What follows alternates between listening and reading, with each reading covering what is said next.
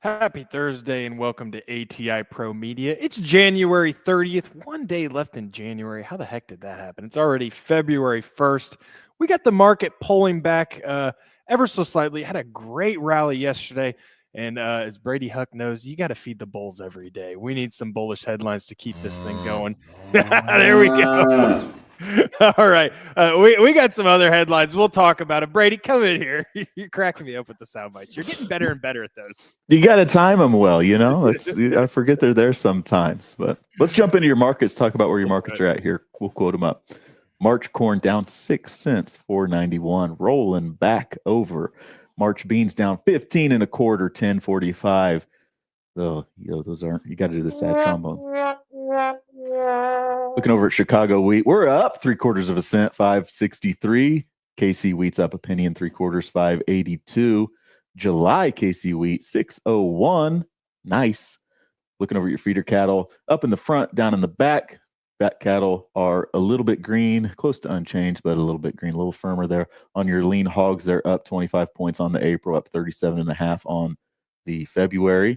Energy markets, crude's up 44, diesel's up a penny, nat gas is down 5 cents. Your equities, the Dow is up 78 points, the S&P up 28, NASDAQ up 128, Bitcoin's up 1,700 points, 106,000 on your Bitcoin. Cotton's a little weaker, and that's kind of where your market's at. The dollar's a little weaker as well as you look at the dollar index. Dollar index moving.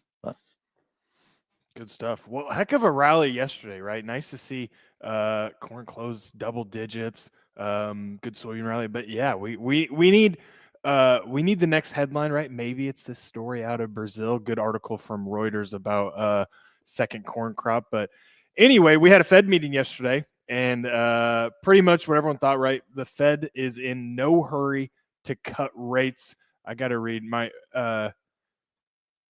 Here's the quote that I think that sums up what Jay Powell thinks. Okay. The range of possibilities is very, very wide. He said, we don't know for how long, how much, what countries. We don't know about retaliation. We don't know how long it's going to transmit through the economy to consumers. That really does remain to be seen. So, right. He probably could have opened the meeting. We have no idea where we're going, and then closed it. So they're staying patient. Right.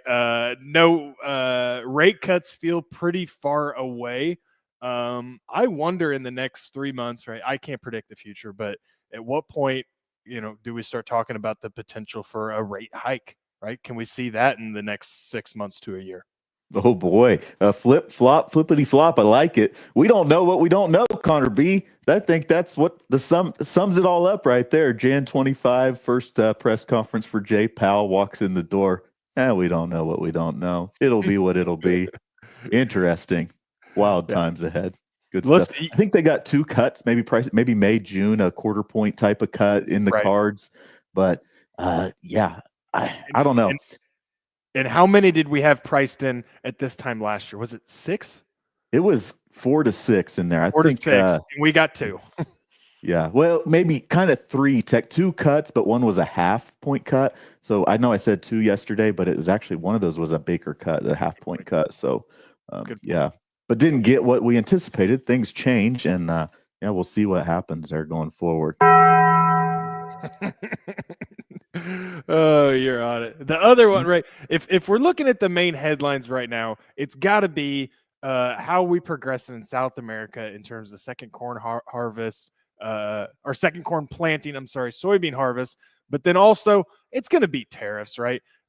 Looking at, we've talked about Feb 1st, seeing tariffs on Mexico and China.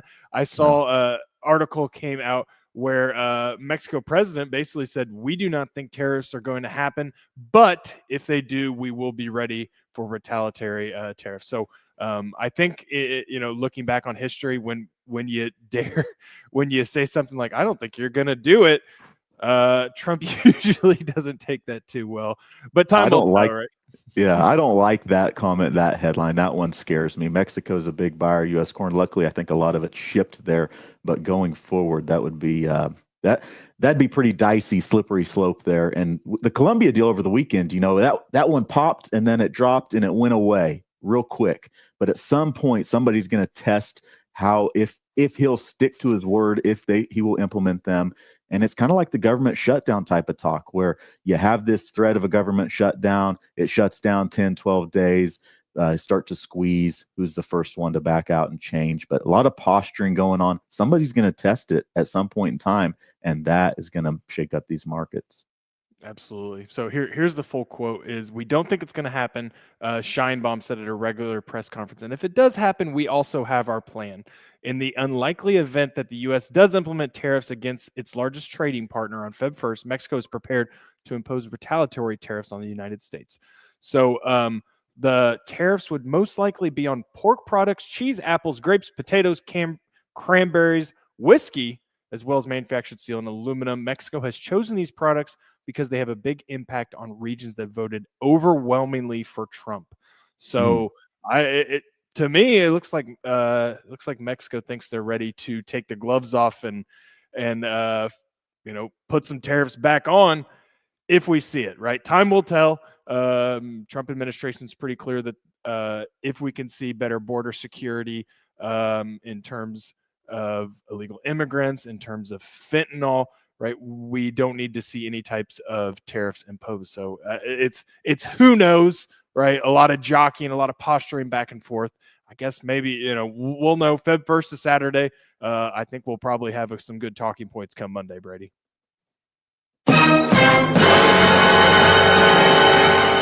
Definitely gonna have some talking points. Who knows? Absolutely. Posturing. Things are gonna change. Gonna get a little Western. Gonna get some Western in there. I think I've overdone it with the sound bites. How are you so? We'll back off of them for a little bit, but good stuff. Yeah. All right, so let's talk about South America a little bit. I'm still impressed how quick you are. Yep. Yeah. Let's do it. So, right, we've talked about it, how Brazil's slow corn planting may further squeeze tight world stocks. Direct quote from Reuters. And we talked about it, right? That any type of hold on, I gotta exit something. My computer's going slow. We're behind on that second corn crop planting. Around this time, I think they're right around at 12%. We're closer to 2%. The correlations are not friendly, right? The years where we see this delayed planting pace are 21. I think it was 2011. Different years where we saw big reduction in that safrinha corn production. So time will tell. It's things to monitor. We're going to keep looking at it, but what have we said, Brady, is that we're going to be very careful, right? We're not getting outright bullish on a planting delay anymore, right? I like it. Yeah. It's definitely catching some headlines there, and it's that time of year where you're going to be paying attention to that progress. It can close the gap in a hurry. If you got that video that we were talking about earlier loaded up, let's roll that thing whenever you're ready. But here's why we're not going to get when we talk about not getting bullish. Look at this. Okay, so we got the plant. Wait a second. We're harvesting right, and they're planting right behind it, right? So when we're talking planting delay, it's just how fast we can get those soybeans out. What an operation. And it just keeps going.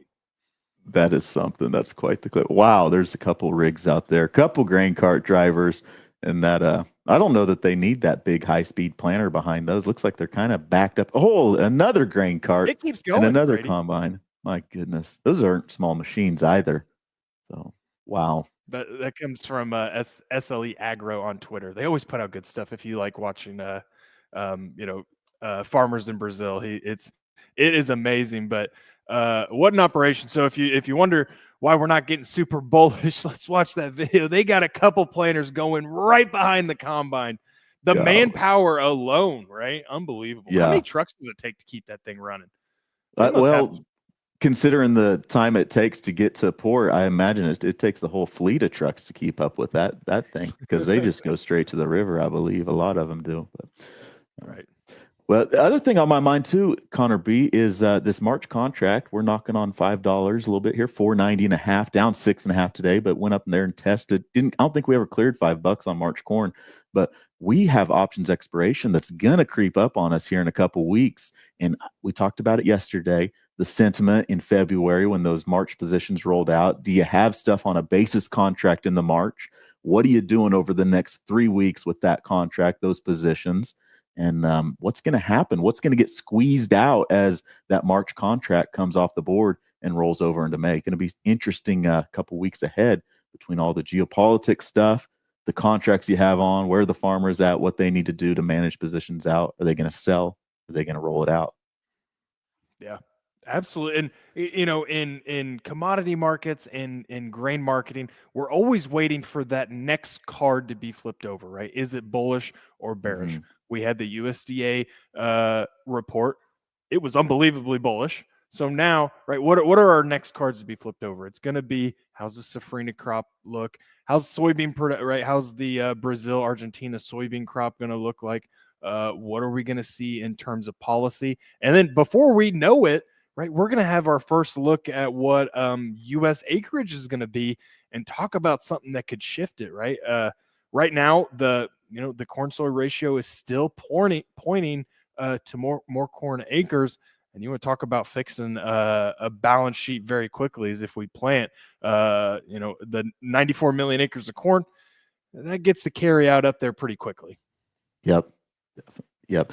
I like how you positioned that as more cards to get unturned. Made me think of a game of Texas Hold'em that never ends. You got the river, you got the flop, and it just keeps going and going and going.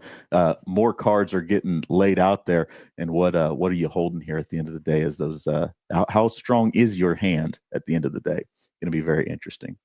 Got a big cattle report tomorrow, Connor. I'm excited to see that. Talked about that on premium. Send that out today here to premium subscribers. The inventory report, talked a little bit about unborn LRP as well. Getting lots of questions on that front as well. So good stuff. Yep. Okay. Well, anything else? Anything else? I think we can go ahead and wrap it up. I don't see any questions. No, I think so. Let's see if you have some good comments, good questions, drop them there. Thanks for joining us today. And I'm ready to get out of here and get to work. These markets are moving, Connor. Let's do it. Everyone have a great day.